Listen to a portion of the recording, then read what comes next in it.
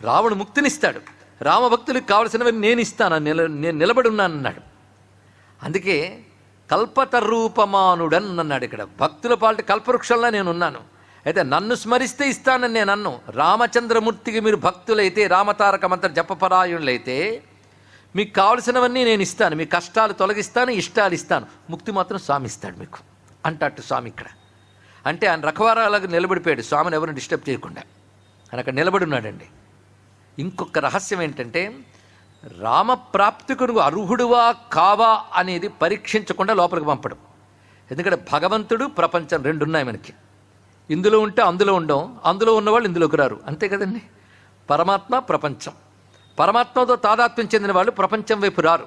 ప్రపంచం వైపు ఉన్నా అంటకుండానే తిరుగుతారు తప్ప ప్రపంచంతో వాళ్ళ మనస్సు అంటదు, అవునా లేదా? అలాగే ప్రపంచంలో పట్టి తిరిగే వాళ్ళకి భగవంతుడు అంటడు.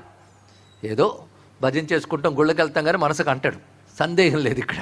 ఇక్కడ ప్రపంచ తాదాత్మ్యం ఉన్న వాళ్ళకి పరమాత్మ లభించడు, పరమాత్మ తాదాత్మ్యం ఉన్నవాడికి ప్రపంచం పట్టదు. అదే బంధమోక్షాల గురించి ఒక్క నిర్వచనం చెప్తానన్నాడు ఒక మహానుభావుడు. ఏమిటయ్యా అంటే, ప్రపంచంతో తాదాత్మ్యం బంధం, పరమాత్మతో తాదాత్మ్యం మోక్షం, అంతే తేలిపోయింది ఇక్కడ. కానీ ప్రతివాడు తారకమంత్రం మోక్షం ఇస్తుందంటే నిషిద్ధమే అని చేయడం మొదలెడతాడు. కానీ హనుమంతుడు చూసుకుంటాడు, వాడిని చూసుకుని యువతలు ఉంచాలా అవతలకు పంపాలా చూస్తాడు ఇక్కడ.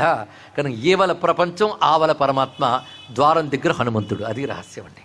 రామదువారే అంటే ఇది అర్థం. ఇక్కడ మధ్యలో ఉన్నాడు ఆయన ఇక్కడ పరీక్షించి. ఎందుకంటే అలా పరీక్షించే అధికారం ఎవరికి ఉంటుంది? ఇతడు భగవత్ ప్రాప్తికి అర్హుడా కాడా అని పరీక్షించే అధికారం గురువుకు మాత్రమే ఉంటుంది. హనుమంతుడు గురుస్వరూపుడు, ఆచార్యమూర్తి. అదే మొదటే మనం దాన్ని స్థాపించుకున్నాం. జయ హనుమాన్ జ్ఞానగుణ సాగరకు ముందు శ్రీ గురుచరణ్ సరోజరజ్ నిజమన్న ముక్కురు సుధారి దగ్గర ఆయన చెప్పింది అది. హనుమంతుడు ఆచార్యమూర్తి రామభక్తుడికి. అది గురుస్వరూపంగా ఉన్నాడు గనకనే రామద్వారం దగ్గర ఉన్నాడు.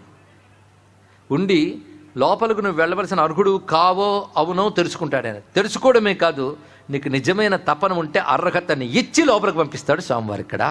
అది దీని యొక్క భావం అండి. రామదువారే తుమరక్కవారే హోతన ఆజ్ఞా బినుపైసారే. ఇంత గొప్ప మాట చెప్పారు. ఆ తర్వాత విశేషం, సభసుక లహే తుమ్హారీ శరణ తుమ రచ్చక కాహూకో డరణ.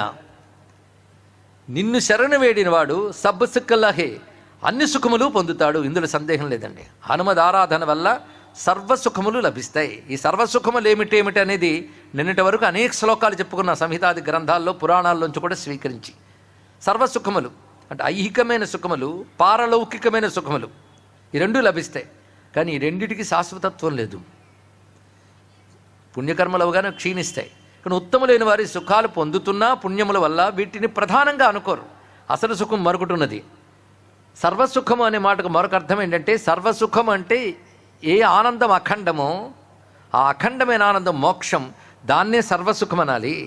అలాంటి సర్వసుఖమైన కైవల్యాన్ని కూడా ఇస్తాడు, అన్నీ ఇస్తాడు. అందుకే సర్వసుఖలహి తుమ్హారీ శరణ. అయితే నువ్వు ఉండవలసిన లక్షణం ఏంటి? శరణాగతితో కూడిన భక్తి ఉండాలి. శరణాగతి అంటే త్రికరణములు భగవన్మయమై ఉండడమే శరణాగతి. అంతేగాని ఏదో కోరిక కోసం భగవంతుని పట్టుకోవడం కాదట.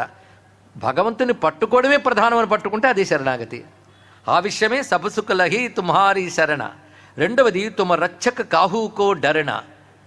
నువ్వు రక్షకుడుగా ఉన్నప్పుడు దేనికి భయపడవలసిన అవసరం లేదయ్యా అని చెప్పారు ఇక్కడ. అంటే హనుమద్ రక్షగానే ఉంటే దేనికి భయపడక్కర్లేదు. అందుకో మాట ఉంది, శ్రీరామ రక్ష సర్వజగద్రక్ష, ఆంజనేయ రక్ష అఖిల జగద్రక్ష. రెండు వాక్యాలు మనకు కనబడుతున్నాయి. ఇందులో ఏది సత్యం అంటే రెండూ సత్యమే. రామస్మరణ చేస్తే హనుమంతుడు వదలడు, అందుకే రక్ష వస్తుంది. హనుమస్మరణ చేస్తే రామమూర్తికి హనుమంతుడు అంటే ప్రీతి గనక ఆ భక్తులను అనుగ్రహిస్తాడు. కానీ ఎవరిని స్మరించినా ఇంకొక ఆయన ఉండి తీరుతాడండి ఇక్కడ. ఎందుకంటే హనుమంతునిపై వాత్సల్యంతో భక్తితో రాముని హృదయంలో హనుమంతుడున్నాడు. రామచంద్రమూర్తిపై అఖండ భక్తితో హనుమంతు హృదయంలో రాముడున్నాడు. అందుకే శ్రీరామ హృదయానందం అని హనుమన్నామాన్ని మన శాస్త్రంలో చెప్పుకున్నాం ఇక్కడ.